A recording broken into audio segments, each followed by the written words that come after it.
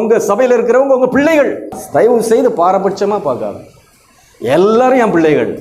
அதுதான் உண்மையான கர்த்தருக்கேற்ற பிதாவின் இருதயமுடைய ஒரு நல்ல மேய்ப்பன். நல்ல மேய்ப்பன் தன் ஆடுகளுக்காக கொடுக்கணும். அதுதான் ஊழியத்தில் இருக்காங்கள, தூக்கி விடுங்க, நல்லா போட்டு பையில. அதுக்காக அவன் மேல வந்துருவானோ, சபையை பிரிச்சுட்டு போகட்டுமே.